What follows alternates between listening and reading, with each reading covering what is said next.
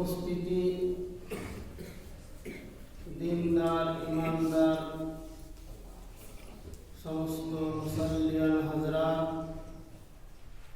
আল্লাহ সুবহানাহু ওয়া তাআলা লক্ষ কোটি কোটি হামদ ও প্রশংসা যে আল্লাহ সুবহানাহু ওয়া তাআলা আমাদেরকে সালাত জুমা আদায় করতে আসার তৌফিক দিয়েছেন, সকলে বলুন আলহামদুলিল্লাহ। কারণ আমরা যে রাত্রে ঘুমাই, ঘুম ভাঙলে সকাল, আর ঘুম না ভাঙলে হবে পরকাল। ঘুমটা ভাঙলে সকাল হবে, আপনি সকালে সূর্যের মুখ দেখবেন, দুনিয়ার মুখ দেখবেন। ঘুম যদি না ভাঙে সেটা পরকাল হয়ে যাবে, আর এই দুনিয়ার খবর আপনার থাকবে। আল্লাহ করুণা করে দয়া করে আমাদেরকে ঘুম ভাঙিয়ে সকাল করেছেন। আল্লাহ এখন আমাদেরকে সুযোগ দিয়েছেন যে তোমরা আমার কাছে এসো, আমার কাছে এসে তোমরা তোমাদের গুনাহ প্রায়শ্চিত্ত করো, তওবা করো এবং আমার নৈকট্য লাভ করে আমার মাহবুব বান্দা হয়ে যাও। কবরে আরামের জায়গা বানিয়ে নাও, হাসরে আরামের জায়গা বানিয়ে।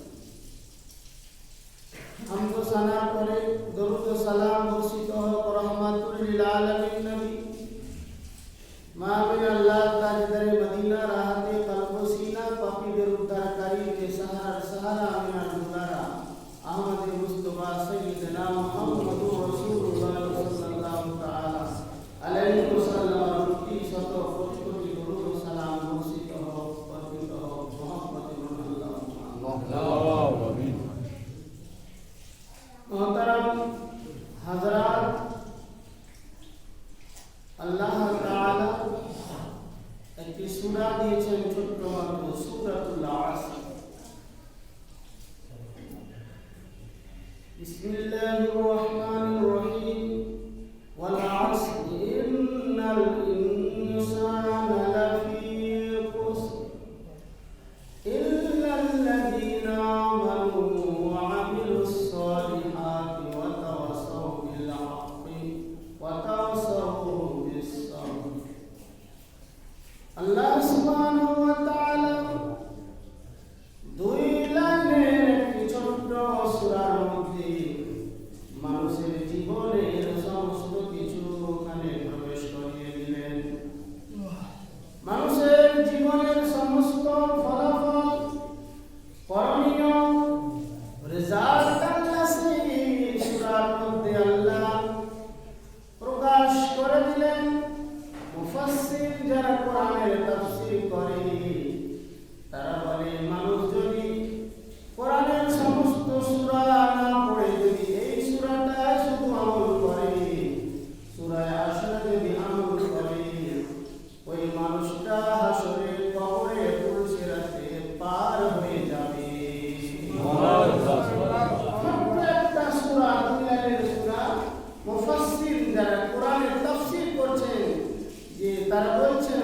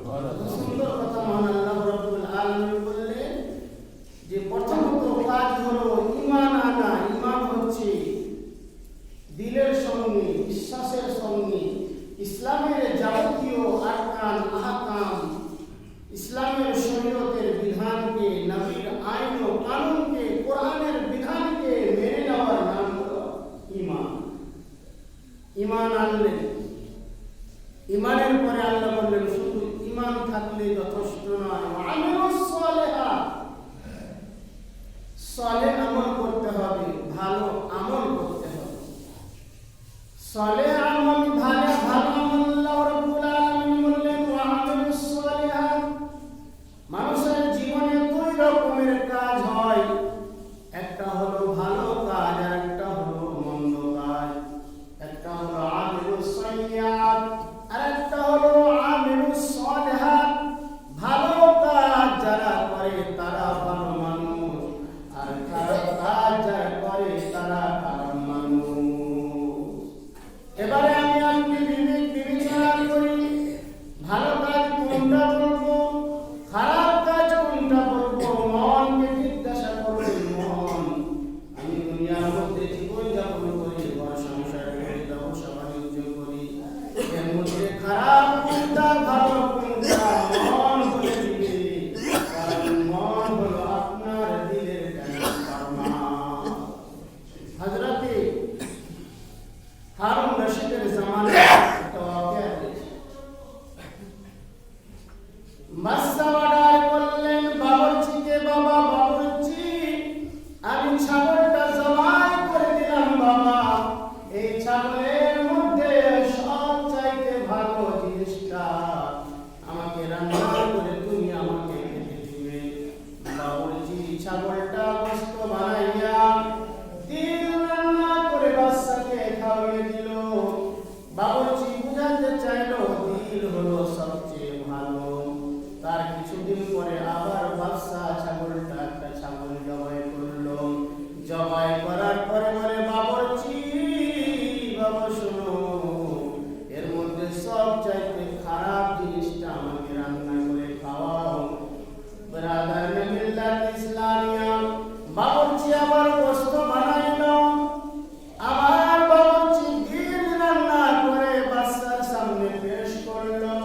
বাদশা বলে বাবুর্চি রে, আমি এর আগে সব চাইতে ভালো জিনিস খেতে চেয়েছিলাম, দিল রান্না করে আমাকে খাওয়িয়ে দিলে, আবার সবচেয়ে খারাপ জিনিসটা রান্না করার জন্য বললাম, খাবার জন্য বললাম, দিল রান্না করে দিলে বাবা বাবুর্চি, আমি এর মানে বুঝতে পারলাম না। সুবহানাল্লাহ। বাবুর্চি বলে জাহান্নামা, আপনি বুঝলেন না নাকি? এই দিলটাই হলো আসল। দিল যার ভালো মানুষ ভালো, দিল যার খারাপ মানুষ খারাপ। দিল যদি আপনার নবীর প্রেমে, দিল যদি আপনার নবীর মহব্বতে, আল্লাহর ভয়ে, কবরের ভয়ে যদি দিল আপনার কাতর হয়, ওই দিলে কোনো দিন খারাপ কাজ করতে পারে না। দিল যদি ভালো করেন না, দিল ভালো করেন, সুন্দর বাহির করলে হবে না, সুন্দর ভিতরটা করতে হবে, আলোকিত ভিতরটা করতে হবে। আপনি সুন্দর করে যেমন বাড়ি গাড়ি বানালেন, সুন্দর বাহ্যিক সুন্দরের কোনো কাজ নাই, আপনি মাটির তলে যে বাড়িটা হবে সেটাকে ভালো বানান, তবে আপনি হবেন বুদ্ধিমান। আজিজানে মুহতারাম, মুআজ্জাজ সামিনে ইকরাম, ওই বাবুর্চি বুঝাতে চাইলো এই দিল যদি ঈমান থাকে, এই দিলে যদি প্রথমত আল্লাহ বললেন ঈমান, ইল্লাল্লাযিনা আমানু, সর্বপ্রথম কাজ হলো তুমি ঈমান আনো, মুকাম্মাল ঈমানদার হয়ে যাও। যখন তুমি ঈমানদার হয়ে যাবে, যেমন একটা মোবাইলের টাওয়ারে আপনি যে কথাগুলো বলবেন, মোবাইলের টাওয়ার কাজ করে আপনার কাছে পাঠিয়ে দেয়। আমার আল্লাহ তাআলা অনুরূপভাবে দিলকে বানালেন। দিল যদি মানুষের মুর্দা হয়ে যায়, ওই মানুষের দিলে আর খারাপ ছাড়া ভালো প্রবেশ করতে পারে না। রাসূলুল্লাহ সাল্লাল্লাহু তাআলা আলাইহি ওয়াসাল্লাম বলে, মানুষের দিল পরিষ্কার থাকে। বাচ্চা যখন তৈরি হয়, মায়ের গর্ভে থেকে যখন দুনিয়ায় আসে, ওই দুনিয়ায় আসার বাচ্চাটার দিল একদম পরিষ্কার থাকে, আলো হয়ে থাকে। আল্লাহ রাব্বুল আলামিন বললেন, ওই বান্দা যখন দুনিয়া দুনিয়ায় সে সাবালক হয়ে একটা নেকি করে, তার দিলে একটা কালো সিয়াহ দাগ পড়ে যায়।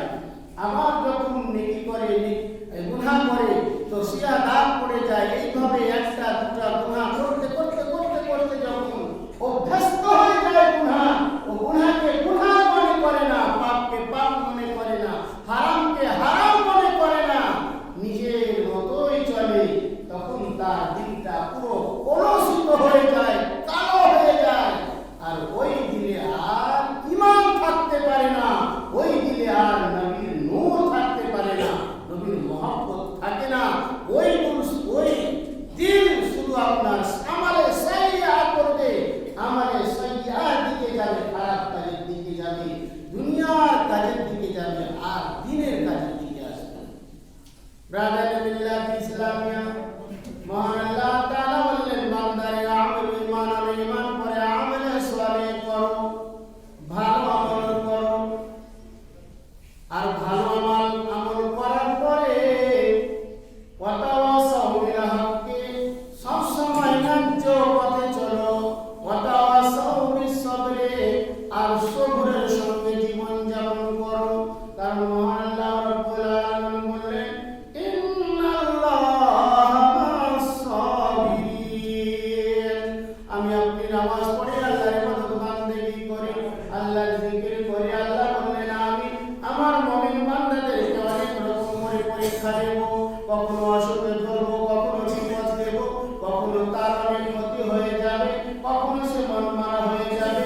এইভাবে আমি আল্লাহ আমার মুমিন বান্দাকে পরীক্ষা দেব, দেখি আমার বান্দা আইয়ুব নবীর মতো সহ্য করতে পারে কিনা।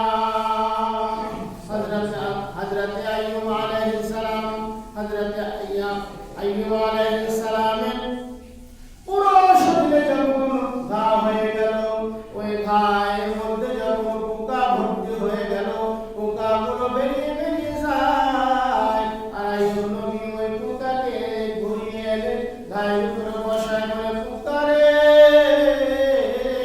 আল্লাহ তোকে আমার শরীরে পাঠিয়েছে, আমার শরীরে খাবার দিয়েছে। তা আল্লাহ রাব্বুল আলামিন যখন এইভাবে আইয়ুব নবীর পরীক্ষা নিলেন, বাবা পরীক্ষায় যখন আইয়ুব নবী পাস করলেন, কোন সময় আইয়ুব নবীকে আল্লাহ রাব্বুল আলামিন একা ছাড়েননি। সব সময় আল্লাহর রহমতে এমন ভাবে আইয়ুব নবীর পরীক্ষা হলো, এত সব ছেলে বিবি বেটা সবাই আইয়ুব নবীকে ছেড়ে যখন চলে গেল মিল্লাত ইসলামিয়া, তো আইয়ুব আলাইহিস সালাম আল্লাহর দরবারে কোনো শুকরিয়া আদা করলেন না। আল্লাহকে বললেন, মাবুদ, তোমার দেওয়া শরীর, তোমার দেওয়া জান, তোমার দেওয়া জীবন, তোমার যেটা খুশি সেটা করো, আমি আইয়ুব আমার কোনো আপত্তি নাই। বাবারে ওই রকম বিপদ আমাদের আসে না, আমাদের যদি সামান্য রকমের বিপদ আসে, আল্লাহর দোষ দিতে লাগি, এত নামাজ পড়লাম, এত ধর্ম করলাম, এত ইবাদত করলাম, আল্লাহ আমার সাহায্য করে না।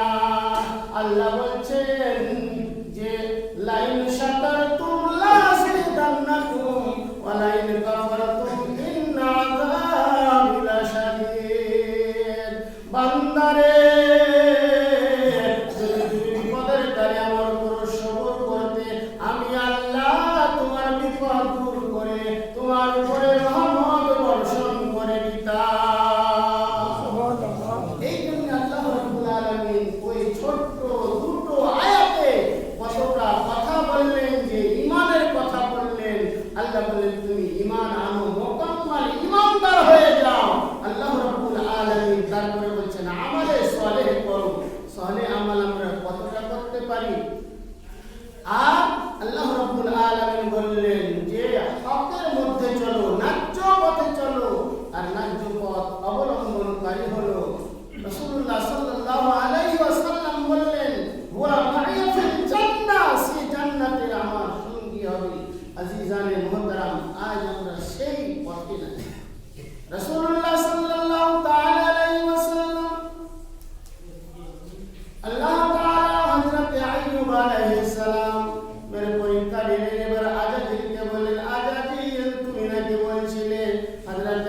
আলাইহিস সালামের যদি এরকম আয়েশা আরাম যদি কেড়ে নেওয়া হয়, আইয়ুব আলাইহিস সালাম পরীক্ষায় ফেল করবে।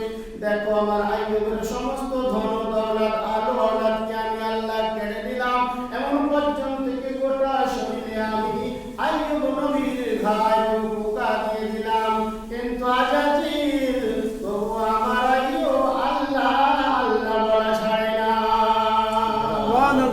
অবশেষে আল্লাহ রাব্বুল আলামিন হযরত আইয়ুব আলাইহিস সালাম যে জায়গায় ঘুমিয়েছিলেন পানির চশমা বের হলো। আল্লাহ বললেন, নবী গো, আপনি পরীক্ষায় পাস করে গেছেন, একদম এ গ্রেড নম্বরে পাস করেছেন। আমি আল্লাহ আপনার ধৈর্যে আপনার সবরে এত সন্তুষ্ট হয়েছি, আমি আল্লাহ আপনার মান সম্মান বাড়িয়ে দিলাম। আমার পবিত্র 30 পারা কোরআনের মধ্যে আমি আল্লাহ আপনার জিকির বর্ণনা করে দিলাম। আইয়ুব আলাইহিস সালামের জন্য পানির চশমা বের হলো।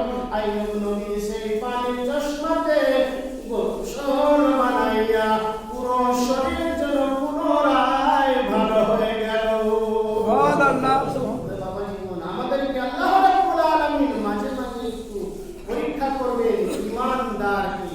যেমন লোহা যদি জং ধরে যায়, ওই জং ধরা লোহাতে কোনো কাজ হয় না। আপনার বাড়িতে একটা বটি রয়েছে, একটা হাসুয়া রয়েছে, চাকু রয়েছে, ছড়া রয়েছে, যদি জং ধরা থাকে আপনি ওকে ভালো করার জন্য কামারশালায় নিয়ে যাবেন।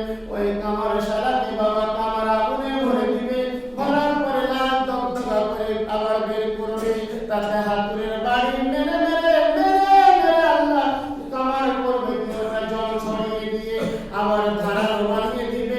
অনুরূপভাবে আমার আল্লাহ যখন কোনো মুমিন বান্দা ছোটখাটো গুনাহ করে নেয়, যদি কিছু ভুল ত্রুটি হয়ে যায়, আল্লাহ ওইভাবে কিছু আপদ বিপদ বালা মুসিবত দিয়ে তার দিলের কালো ঝরিয়ে দেয়, দিল পরিষ্কার করে দেয় যে আমার একটা মুমিন বান্দা শয়তানের চক্রান্তে একটু গুনাহ হয়ে গেছে, দিলে দাগ পড়ে গেছে, জং ধরে গেছে, ভালো করে দিনের টাওয়ার ধরে না, আজানের টাওয়ার প্যাটার দিলে লাগে না। এই জন্য আল্লাহ মাঝে মাঝে আমাদেরকে পরীক্ষা নেয়। তা বাবা জীবন আমার আজানের টাওয়ার আপনার দিলে ধরে না, আজান আপনি শুনছেন কিন্তু দিলে শুনতে পায় না, দিল কবুল করে না, বুঝতে হবে আপনার দিল কলুষিত হয়ে গেছে, আপনার দিলটা কালো হয়ে গেছে, যার জন্য আজান শোনার পরেও দিল আপনার বিচলিত হয় না, দিল আপনার তরবে না মসজিদে আসার জন্য, দিল আপনার লাফায় না মসজিদে আসার জন্য। যখন দেখবেন আজান শোনার মাত্রই আপনার দিল আর ঠিক থাকে না, মসজিদে ছুটে আসতে চায়, জানবেন আপনার দিল পরিষ্কার আছে, আপনার দিলে কোনো দাগ নেই। রাজানি বিল্লাহ